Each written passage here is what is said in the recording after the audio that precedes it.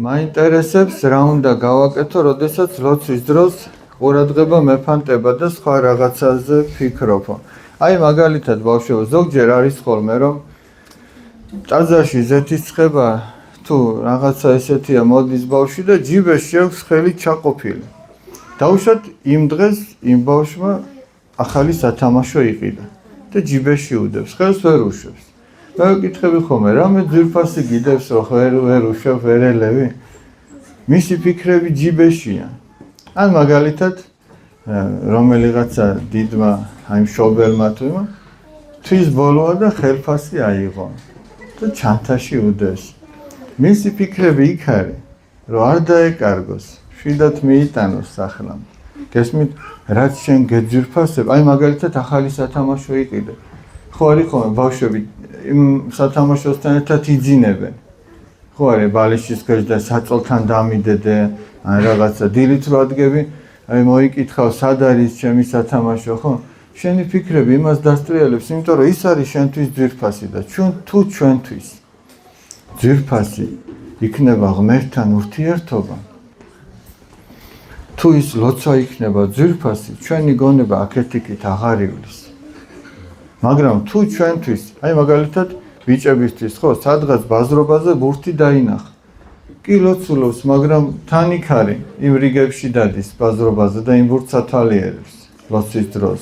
სხვა რაღაცა სათვალე, ვიღაცა ბეჭედი დაინახა, ვიღაცამ საყურე დაინახა. ვიღაცამ ეწეღან, რო თქვა, თმა გოგომ თუ ბიჭმა, არ ვიცი რომელი იყო, ის გოგო რომ მოსწონს. ლოცულობს, მაგრამ იმ გოგოზე ფიქრობს.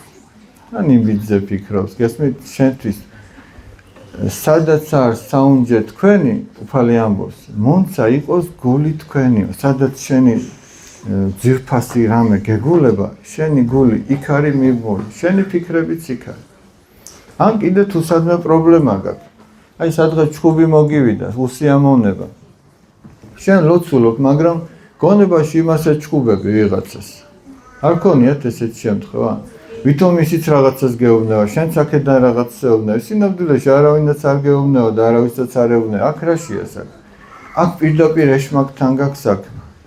ის გეუბნება, რომ ის ამას გეტყოდა, მე შენ ამას ეტყოდი, მე ის კიდე მთელი შეიძლება ერთ ნახევარ საათი უფრო მეტიც იჯდა და შენ გონებაში მაგარი დაკა მიდიოდეს. სინამდვილეში არაფერი არ ხდება. შეიძლება ის ვისაც შენ ეჩხუბები ქუჩაში მიდის თავის შეყვარებულთან და ნაყინს მიირთმევენ და შენ აქედან ახლა ჩხუბობ. წმინდა პაისი ათონელი ასეთ რამეს ამბობს. მთელი დედამიწის ადვოკატები რო შეკრიბო, ადვოკატი იცი ვინ არის, აი უფრო მეტად რო შეუძლია რომ ერთი დააჯეროს რაღაცაში, ტყუილიც რო მართლაც მოაჩვენოს, მართალი ტყუილად თუ ასე შემდეგ და მთელი დედამიწის ადვოკატები რო შეკრიბო, ერთ პატარა ეშმაკს ვერ მოუგებენ ლაპარაკში. და შენ იმ ეშმაკთან გაქვს საქმე, ვისაც მთელი დედამიწის ადვოკატები ვერ ჯობნიან და შენ იმას რაში უნდა აჯობო, იმ ლაპარაკში ვერ აჯობებ. იმ ლაპარაკიდან აუცილებლად შენ დამარცხებული გამოხარ. ამიტომ ეგრო არ მოხდეს.